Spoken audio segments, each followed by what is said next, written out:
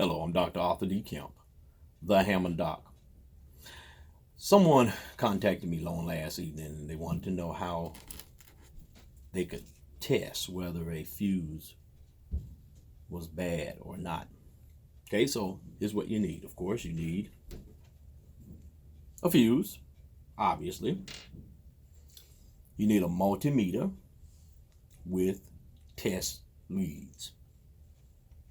And the multimeter, on multimeters, they have a resistance setting, and mine has a continuity setting on as well on that. So that's where I set it. Okay, on the resistance continuity setting, and you don't have to have an expensive fluke meter. You can have you can buy a $25 meter at your area hardware stores and the Menards and the Lowe's and those kinds of places. But I like the meters that you can set it where you can, when you touch it together, you can hear it.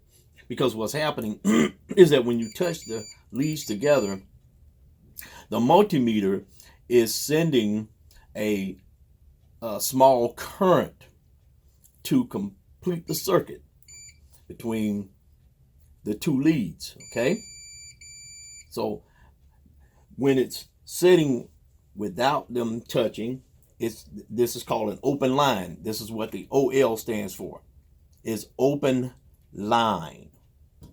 All right, and so I'm going to close the line, close the circuit there by doing this. And you're measuring a small amount of resistance. Well, that's what you're looking for when you have a good fuse. You're looking to close that circuit. You don't want open line. You want the circuit to be closed. And that means that shows continuity of the flow of the current between point A and point B. All right, so we touch one end, and then we take this and you hear that sound. Now on my meter, there's a little line there. It's open right now, and then when I touch them together, it closes, showing me that the circuit is closed and that there's continuity of flow of the small amount of current that's being generated or emitted by my multimeter. All right, so this is a good fuse.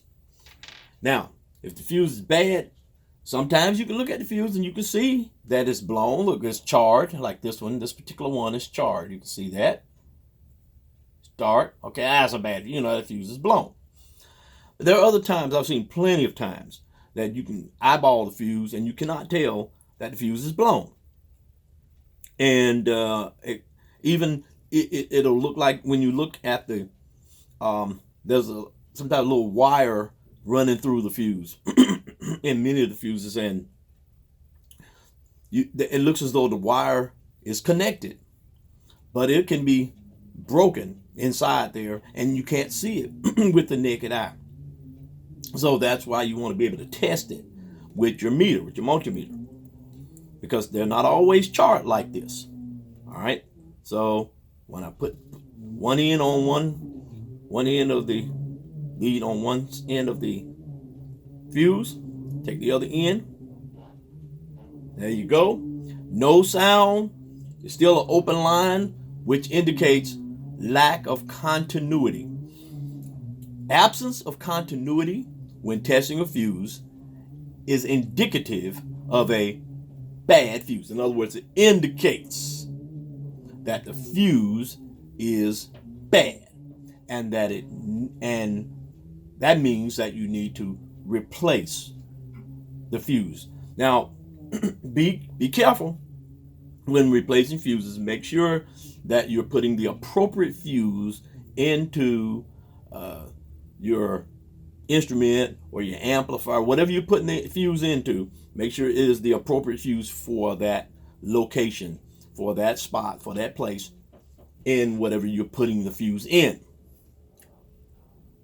Also, I've seen this kind of thing where somebody will take some silver foil, aluminum foil, and wrap the fuse in that to get continuity, flow, and they'll stick that in there. But if there was some reason why the fuse blew in the first place, all right? So that can be a very dangerous practice, using aluminum to get the fuse, to get that flow of current in your instrument.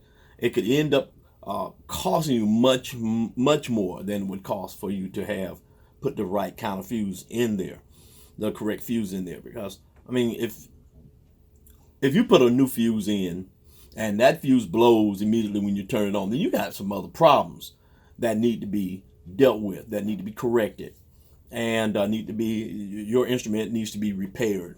Something is wrong. But if you put aluminum foiled fuse in there, and it has no way of blowing, that thing can't blow, then you can blow up other aspects or other components, and you can blow up other components in your amplifier or in your instrument. So you do not want to do that. Use an appropriate fuse, and that thing will, and so that can blow. You want the fuse to blow, and indicating that there is a problem in your system, in your amplifier, in your instrument, so that you can promptly have that repaired, and then the tech can put the right fuse in that system, and then you can play your instrument. You can go on about your business. So never wrap a fuse with aluminum foil. All right, this is Doc Kemp, the Hammond Doc, saying to you, peace out.